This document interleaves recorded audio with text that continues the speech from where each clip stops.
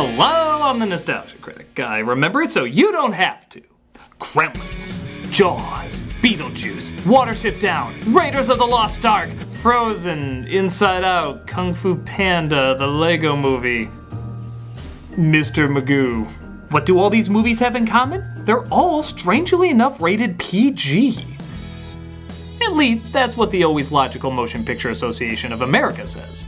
For those who somehow don't know, America has 5 ratings for films. G for general audiences of all ages, PG for parental guidance suggested, PG-13 for some material might be inappropriate for children under 13, R for restricted, anyone under 17 needs an adult, and NC-17 for you must be 17 to watch. Doesn't sound like a bad system, except when you ask the question, how is this in the same league as this? Hello, did I wake you? Do you have to play that? Well, I have to practice. Or, the bigger question, why is this movie that obviously doesn't need parental guidance suggesting it, when it seems identical to another movie that doesn't suggest it? They're even made by the same company. Well, to best understand, it's probably best to look at the history of the rating system. You see, years ago, there was really just only 3 ratings, G, PG, and R. And everything else was just porn. But if you had one of these ratings, you're not porn, and you could be shown in the majority of theaters. It mostly made sense. One was acceptable for most people, one might be a little iffy for some, and one was clearly just for adults. Because of this, the ratings were a little bit more relaxed than you may think of them today. Films like Planet of the Apes, The Haunting, and True Grit are all movies that no one in their right mind would call G nowadays. With several swear words, off-screen violence, on-screen violence, tons of deaths, and some pretty dark, intense situations. But the idea back then was people knew there'd be some risk going in. As in, you can't shield everything from everyone. That didn't always make the ratings right. Hell, all 3 of these films can have some very disturbing scenes in them. But they seemed ethically sound and not overkill. Everybody of every age wants entertainment after all, and they knew there had to be some intense moments to keep you engaged. That's just kind of the gamble you take when you see a film, even if it is rated G. But as movies went on, the envelope was pushed more and more, and some movies weren't really extreme enough for an R, but PG didn't seem to cover it either. When Indiana Jones and the Temple of Doom came out, they didn't know where to place it. It was certainly more than a PG, but not too much more than Raiders of the Lost Ark, which was also pushing the PG rating. Thus, the PG-13 was born, a compromise that seemed to fit in between the two. The upside is the loopholes for this rating allowed in many respects much more violence for our blood-hungry 13-year-old minds to take in, resulting in, funny enough, even more violence than a lot of R-rated films. The downside is, for years, this is all people wanted to make. You see, because of this rating, there was suddenly more of a distinction between G and PG. G was now seen as not really general audiences anymore, but kids. And eventually when you saw that rating, you would think, oh, a kids-only movie. PG suddenly could buckle down a little bit more, and let things that could fly in, say, Planet of the Apes, The Haunting, and so forth, suddenly not fly now. Because of this, the G rating was now being stigmatized as baby movies. Which, hey, we're grown adults and 10 to 16-year-olds who want to be grown adults. We don't want to watch that crap. G movies suck now. A lot of kids hated them so much we started marketing R-rated movies as toys. Terminator's back to fight evil with his mobile assault vehicle. Talking an electronic RoboCop in 3 action-packed sizes. It was a little messed up. Cool, but a little messed up. This meant obviously not as many people wanted to see them. Because of this, what were obviously G-rated movies start throwing in 1 or 2 elements that are completely pointless but help get that PG rating. They do this to show, hey, there's something in this movie you're not supposed to see, and that makes it a little risque, right? Remember the out-of-nowhere swear words in Casper or Iron Giant? The bitch is back. How about the mountain of awkward adult jokes in Dr. Seuss movies? Dirty hoe. Yeah, thank God your parents are there to help you understand those totally childish moments parading as adult moments. Clearly, this was made for people with a more mature mind. What they miss though is that a lot of the great films are G-rated, and actually got away with a lot more by being clever and, dare I say it, necessary. Disney was the reigning champion of that for years. For decades and decades, they produced nothing but G-rated material. By turning their limitations into their advantage, they gave us some of the most messed up stuff.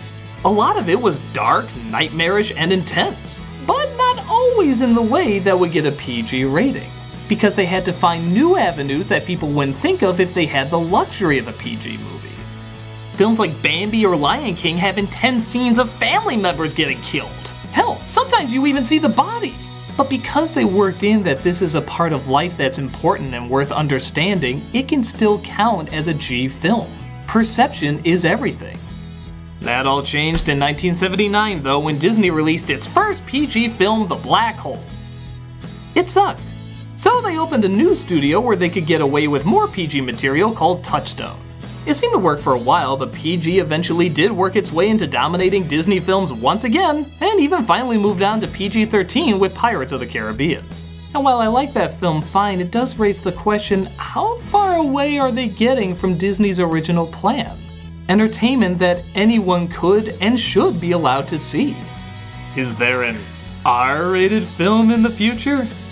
More importantly, is it even needed? I remember much more great and disturbing imagery from Hunchback of Notre Dame or Snow White than anything in Lone Ranger or the other pirate films. So what's even the point of trying to get the higher rating? There was, however, a point when G films were becoming popular again, and that was with the invention of Pixar Studios. They start off making Toy Story, a smash hit G-rated film. For a long time, every Pixar film was G, and every movie was trying to be just like them. The adult-talking, childlike characters with celebrity voices that talk about children's scenarios and make them intelligent and adult, all without having to resort to the gimmick of the PG rating. Then the little hit came along called Shrek, and it showed that a PG animated kids film can be a little naughtier than Pixar. Suddenly Shrek was the movie everyone wanted to try and be like, even though Pixar was doing fine with its G-rated storylines. But then something terrible started to happen to Pixar. They started to suck. Not suck hard, but hard enough. And as a lot of suits in Hollywood usually think, it must be because they're not hip enough. Yeah, let's throw a P in front of that G for, I don't know, an innuendo, some scary imagery. What's that line in Frozen no kid would get? What size? Foot size doesn't matter. Yeah, throw that in there to get the PG rating that shows that we're edgy. Thus, the G movie practically feels extinct again. Even though most parents don't even bother watching a Pixar or Disney film with their kid. At least, not for parental guidance. It feels like they just put it on there so if you want to complain about something stupid, they could just point and say, well, there's the PG warning. Resulting in unneeded adult scenes that only last a second to prove that a movie is somehow naughty or edgy, when really it's nothing of the sort. Sometimes it can even work in the other direction. Tim Burton's Alice in Wonderland has eyes stabbed and plucked out, heads floating in water with people climbing on them, and even a pretty graphic decapitation scene. It only got a PG rating when this is borderline R. Dark Knight wanted to hit that ever-marketable PG-13 rating, so they cut corners by showing nobody drinking, very few swear words, and little to no sex, which balanced out all the shit ton of super intense violence and even gory imagery. In fact, movies like Hunger Games and other PG-13 films actually have more violence in them than most R-rated movies now. But as long as they don't show too much blood or say a curse word, it's okay to see children slaughtered? This is no surprise though, as the rating system for some time has been incredibly inconsistent and, what's the word I'm looking for? Insane!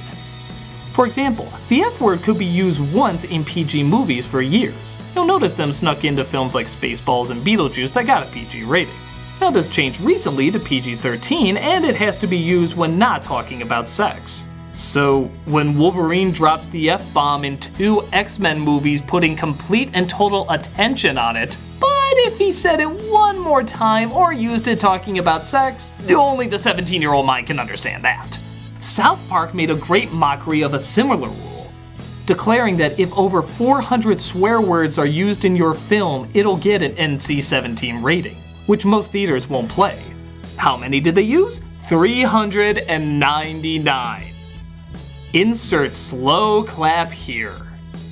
Thank God they didn't use that one more swear, or else that would have been too much.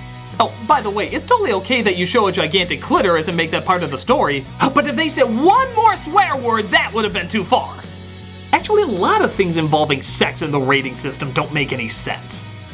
Now, don't get me wrong, I think sex should be taught at the right time and very delicately. But by age 13, I think most kids have an understanding of what it is as well as the responsibilities that come with it. Now, I'm not saying they practice those responsibilities, but they know what they are. Yet the number of times you show people humping can make the difference between an R and an NC-17. Things like 3 humps would get it an R, but 4 would get an NC-17. Why?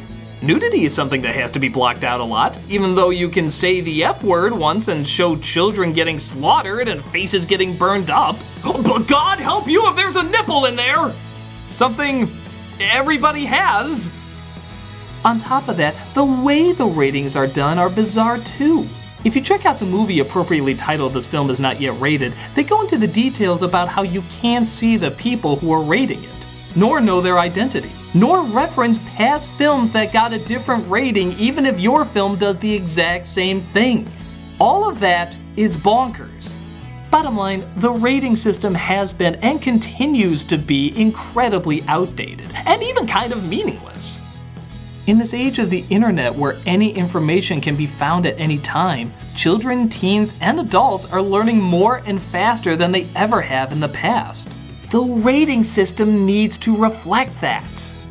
Now, don't get me wrong, I know it's all subjective. One kid can watch the G-rated Snow White and be fine, another can watch it and get nightmares. It's never going to be a perfect system, nor should it be. It's art, it should be subjective. But the rating should reflect our current environment and be more consistent. Why is Drag Me to Hell an over-the-top gore fest PG-13 but Love is Strange where a gay couple kiss rated R? Yeah, there's nothing else in this movie except a gay couple kissing and sleeping in bed, totally clothed. That was deemed more inappropriate than this. It makes no sense in our current environment. I guess it's easy to say things have either gotten too inconsiderate or things have gotten too PC, but the fact is, they're both right. None of it makes any sense from any angle. It's a different world now, and the rating system is changing, but not in a way that reflects it.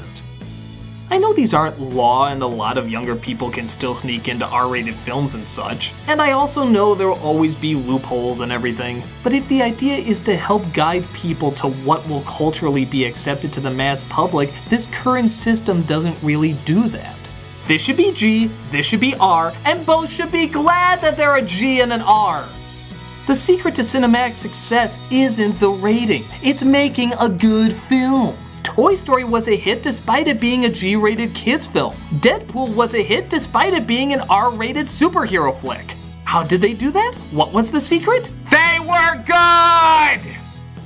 Changes need to happen on both sides. We need a system that makes more sense, and we need studios that can stand by their movies, not their ratings. Because if someone is honestly gonna tell me a parent should be present when watching Mr. Magoo, I think everybody's trust needs to be brought into focus.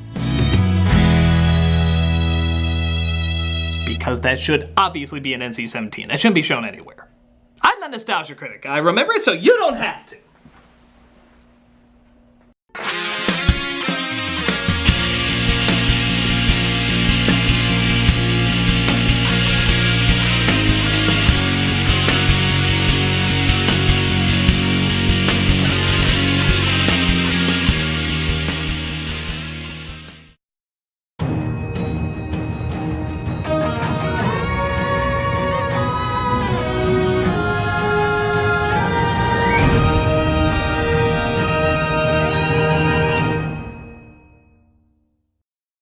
Hey, Doug Walker here doing the charity shout out. This week we are doing the Children's Defense Fund. Their Leave No Child Behind mission is to ensure every child a healthy, fair, safe, and moral start in life, and successful passage to adulthood with the help of caring families and communities. They provide a strong, effective, and independent voice for all the children of America who cannot vote, lobby, or speak for themselves. They pay particular attention to the needs of poor children, children of color, and those with disabilities. They educate the nation about the needs of children and encourage preventive investments before they get sick, drop out of school, get into trouble, or suffer family breakdowns. They began in 1973 as a private, nonprofit organization supported by individual donations, corporate and government grants. With a solid A on Charity Watch and several videos on their YouTube channel to show the good they're doing, you too can help make sure as many children as possible deserve the help they need. Check out the link and see all the great things they're doing yourself.